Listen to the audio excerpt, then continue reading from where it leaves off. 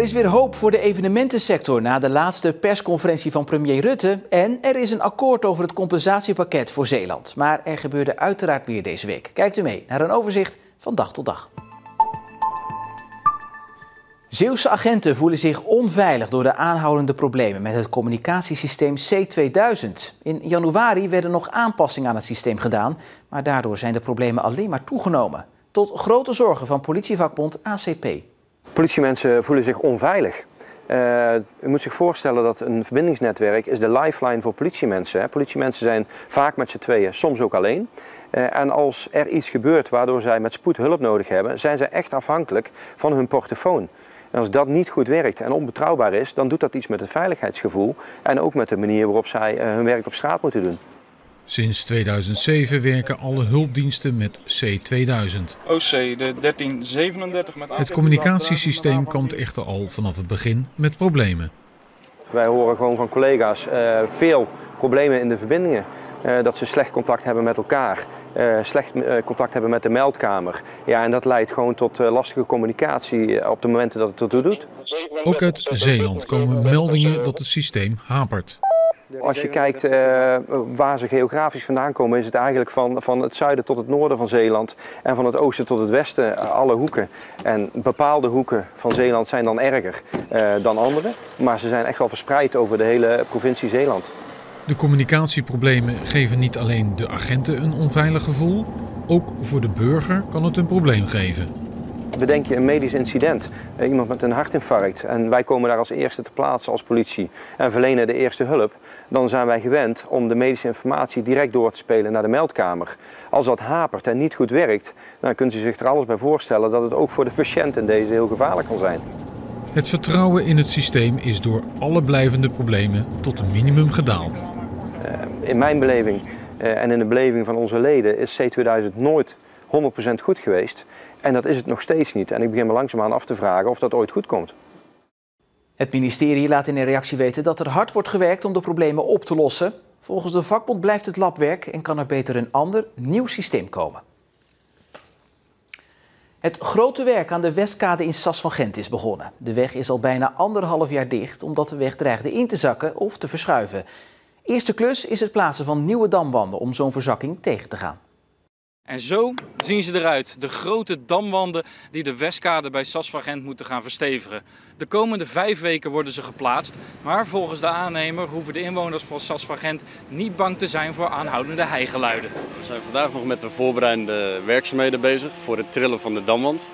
Dus wat we nu aan het doen zijn, is de mal, die zijn we aan het zetten, waarbinnen we dan de damwand over de hele lengte van 200 meter zullen trillen. En die voorbereidingen zijn we nu aan het doen. Dat trillen van een damwand klinkt ongeveer zo. De verwachting van Roger is dat het trilgeluid voor minder overlast zorgt in Sas van Gent dan dat een heimachine had gedaan. We noemen het eigenlijk heien, maar het is niet met een heiblok dat op geslagen wordt, wat natuurlijk voor overlast veroorzaakt. Maar ze worden getrild en mensen merken daar heel weinig van. Om de damwanden aan de waterkant te kunnen plaatsen worden deze grote trillapparaten in deze grote kraan gehangen. Als de oever na dat werk weer stabiel is, kan er met het opbouwen van de kade en de weg worden begonnen. Aan een prognose waagt niemand zich meer. Ik durf er eigenlijk niet een harde uitspraak over te doen. We gaan er nu wel van uit dat voor het eind van het jaar dat niet haalbaar is. Ik ben liever wat voorzichtiger en realistisch dan dat we opnieuw mensen moeten teleurstellen. En dus blijft omrijden voor inwoners van Sas van Gent en bezoekers nog tot 2021 dagelijkse kost. De toekomst van het testcentrum voor getijdenturbines in de Grevelingendam is zeer onzeker. Per 1 juli zouden de werkzaamheden aan de Flakese spuisluis klaar moeten zijn. Maar er is geen geld meer voor de werkzaamheden, dus ligt de bouw stil. Eigenlijk moest dit testcentrum voor getijdenturbines al in 2017 operationeel zijn. Maar door allerlei tegenslagen werd het jaar na jaar uitgesteld.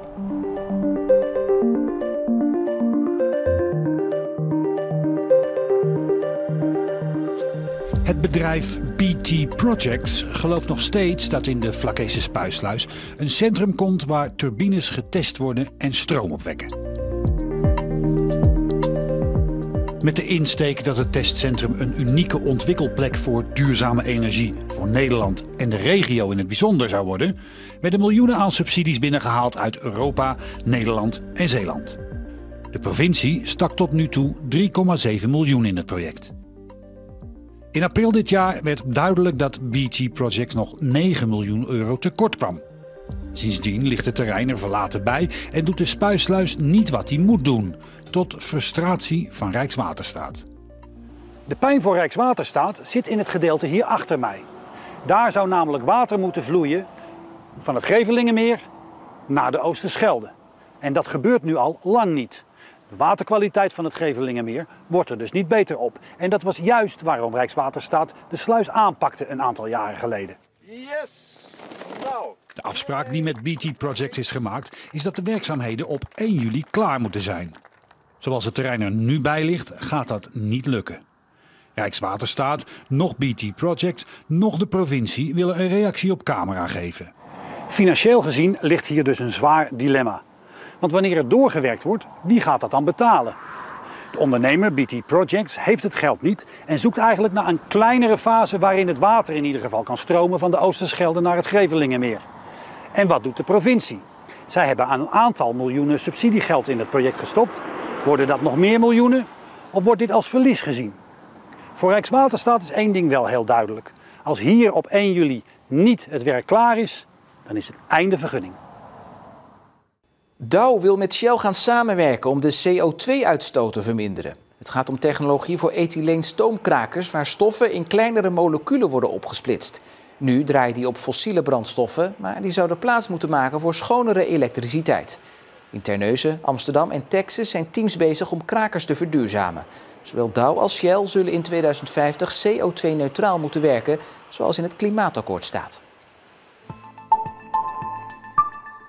De politieke partijen VVD, CDA, SGP en de ChristenUnie in de Tweede Kamer willen dat staatssecretaris Barbara Visser van Defensie scheepsbouwer Damen kiest voor de bouw van 4 nieuwe onderzeeboten. Ze hebben daar een motie over ingediend. De bouw is een miljardenklus en voor de scheepsbouwer met een vestiging in Vlissingen is de klus van levensbelang. Het bouwen van 4 nieuwe onderzeeboten is een klus van 3,5 miljard euro. Er zijn nog 3 partijen in de race, 2 buitenlandse bedrijven en de combinatie van het Zweedse Saab met Damen. De lobby om de miljardenorder binnen te halen draait op volle toeren. Zo'n groot project voor onderzeeboten, dat past hier, maar dat is ook op de langere termijn voor de bestendigheid van dit bedrijf heel belangrijk.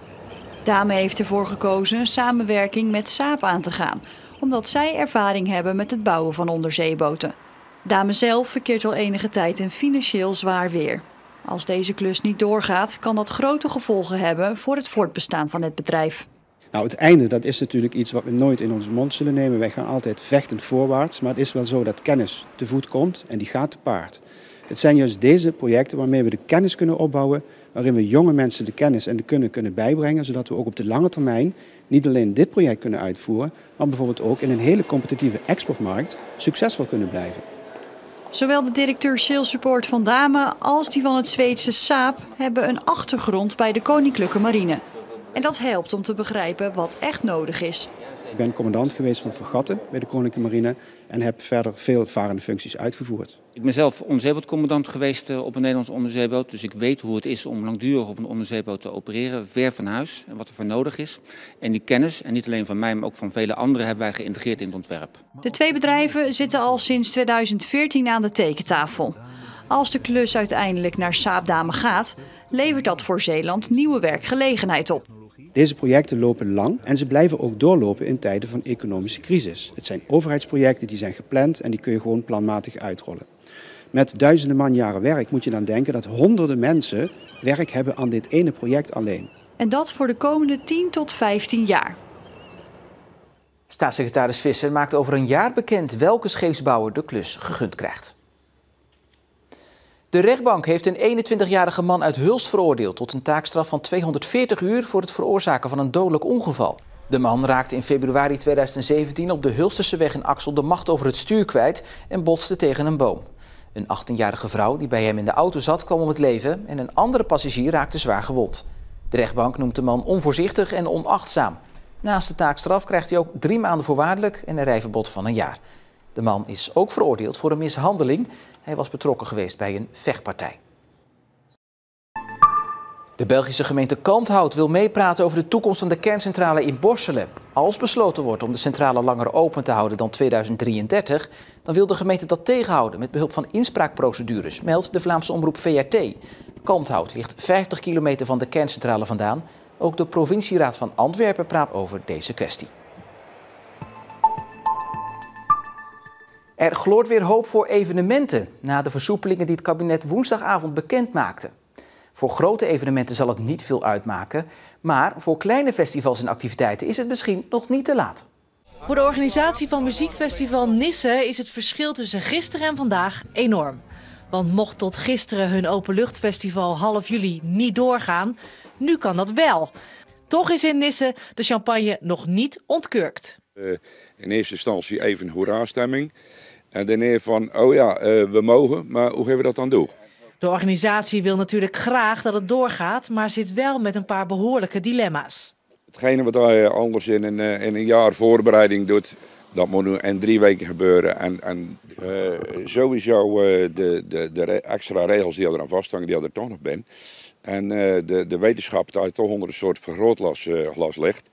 En als we een maand verder zijn, dan zal die anders mee omgegaan worden. In Nisse heeft het enthousiasme gewonnen van de obstakels. Al zal het festival, net als andere evenementen die mogelijk door zullen gaan, er anders uitzien. Want hoe dan ook zijn de organisatoren afhankelijk van de voorwaarden van de veiligheidsregio Zeeland en de gemeente. Bent u blij gemaakt met een dode mus? Laten we zeggen, de mus die was nog niet dood. Hij was wel ietsje hulpbehoevend. Hij lag een beetje in coma en hij is een beetje gereanimeerd. Behalve bij evenementen ook versoepelingen in het openbaar vervoer. Alle zitplaatsen mogen weer gebruikt worden. En dat geldt ook voor taxis en touringcarbedrijven. Bij busbedrijf AMZ in Borselen heerst opluchting, want het zag er allemaal even heel somber uit. Alle 50 touringcars van AMZ staan al vanaf half maart, sinds het begin van de lockdown, stil in de remise. Heel erg fijn dat we nu toch weer op pad mogen met een volle bus. Met 13 man in een touringcar, dat is natuurlijk gewoon niks waard. Dat is niet leuk. En nu kunnen we tenminste weer doen wat we al sinds maart niet meer mochten. En dat is weer een reisje overal naartoe, zeg maar, als het kan. AMZ heeft wel te maken met een aantal verschillende regels die landen in Europa hanteren als het gaat om het vervoeren van passagiers. Duitsland bijvoorbeeld heeft nog steeds de 1,5 meter plicht. Dus daar is het veel lastiger. Frankrijk mag je volgens mij wel al wat meer, België ook al iets meer. Maar bijvoorbeeld naar Schotland, het Verenigd Koninkrijk, daar is het nog steeds 14 dagen quarantaine. Dus onze mooie reis naar Schotland die we normaal uitvoeren in deze tijd, dat zit er gewoon echt nog niet in. Het bedrijf denkt april volgend jaar pas weer op volle sterkte te kunnen reizen. Het Openbaar Ministerie wil 22,5 miljoen euro van de voormalig eigenaar van coffeeshop Checkpoint in Terneuzen. Dat is het totale bedrag dat hij zou hebben verdiend door criminele activiteiten. In dit geval de verkoop van wiet. Checkpoint was ooit de grootste coffeeshop van Nederland. De voorraad drugs was dan ook meer dan wordt gedoogd door de overheid. Daarmee werden regels overtreden. Het gerechtshof veroordeelde de eigenaar Mehdi Willemsen daarvoor, maar legde geen straf op. De coffeeshop kon niet anders volgens het hof. Het vorderen van crimineel geld is een apart proces. Van die 22,5 miljoen euro is volgens het OM onder meer de skihal in Terneuzen gefinancierd. Een bijzonder en goed resultaat, zo typeert commissaris van de Koning Han Polman het compensatiepakket waarmee Zeeland wordt gecompenseerd voor het verlies van de marinierskazerne. Met de compensatie is een investering gemoeid van ruim 600 miljoen euro en levert meer dan 1000 banen op. Het is een heel compensatiepakket, dus om alle onderdelen te noemen, dat gaat te ver. De meeste onderdelen waren de afgelopen weken ook al uitgelekt. En natuurlijk die Law Delta met die zwaar beveiligde gevangenis, met een bijbehorende zwaar beveiligde rechtbank en ook een onderzoeksinstituut. Dat andere zware kennisinstituut op het gebied van water, energie en voedsel. Die snellere trein, werd gezegd, tussen 2023 en 2025 zal de reis vanuit Zeeland naar Amsterdam een uur korter duren. een huisartsenopleiding, geld voor de kenniswerving Zeeland. Het is inderdaad een heel pakket. Naast mij staat commissaris van de Koningin van Zeeland, Han Polman. Meneer Polman, u heeft tijdens de persconferentie gezegd, dit pakket is minstens even goed als de komst van 1800 mariniers naar Zeeland. Ja, daar hebben we natuurlijk het hele proces op getoetst. Heeft het dezelfde beoogde effecten als de komst van de mariniers zou hebben gehad? En ik heb inderdaad gezegd dat als wij dit waarmaken, en dit gaan we waarmaken, dat het minimaal die effecten zal opleveren. Het pakket is breder, het is op onderdelen, meer concreetheid kun je niet hebben. En wat ik zelf heel belangrijk vind, ook natuurlijk in het herstel van het vertrouwen met het Rijk, dat we niet alleen hebben afgesproken wat we gaan doen, maar ook hoe we het gaan doen. Dat werd afgelopen dagen gezegd, ja, een hoop mooie plannen, maar we willen het zeker weten. Hè? Ook bij de marinierskazerne stonden er handtekeningen, maar dit keer moet het ook echt uitgevoerd worden.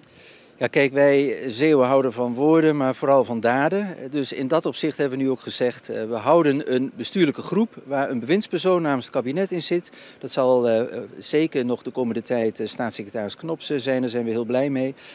Maar daarna bij een nieuw kabinet, want volgend jaar weer nieuwe mensen, zit er ook een bewindspersoon namens het kabinet. En we gaan een paar keer per jaar rapporteren over het geheel. Naar Zeeland, naar de mensen, naar de Tweede Kamer. Waar staan we? Waar staan we voor? Hoe loopt het? Dus iedereen kan nu openbaar meekijken naar de uitvoering van dit pakket.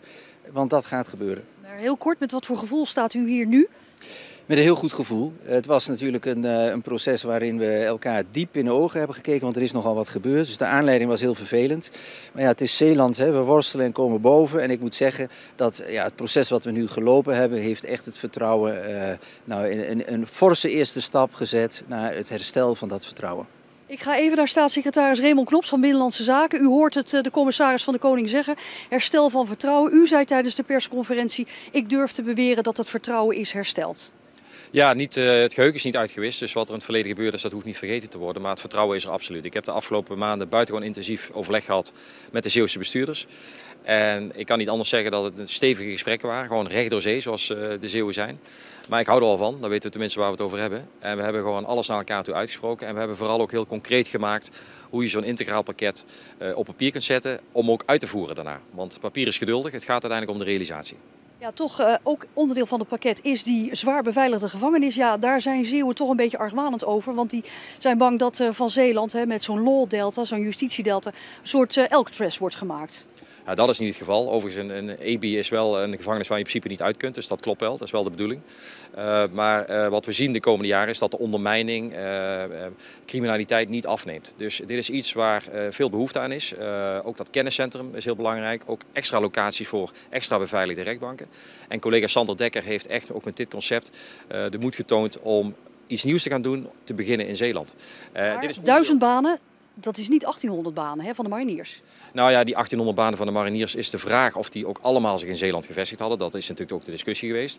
Wat we hier nu gemaakt hebben is een breed pakket. En vooral een pakket wat ook voor andere investeringen en kansen in de toekomst perspectief biedt. Want die bereikbaarheid, dat horen we altijd terug, dat is gewoon een probleem. Die gaan we nu verbeteren. En dat biedt dus ook ongelimiteerde mogelijkheden, zou ik zeggen, de komende jaren. Ook voor bedrijfsleven, kennisinstellingen, om daar iets mee te doen. Dus ik zie vooral heel veel kansen. En ik zie ook de wil. Zowel hier, maar ook in Den Haag. Dat heeft de ellende toch opgeleverd dat er bij alle ministeries wel een besef is. We gaan samen met de Zeeuwen iets doen en we gaan het ook voor de komende jaren doen. En meer nieuws over het compensatiepakket is natuurlijk ook terug te lezen op onze site en app. En daar vindt u ook al het andere Zeeuwse nieuws. En tot zover Zeeland de Week. Fijne avond voor nu.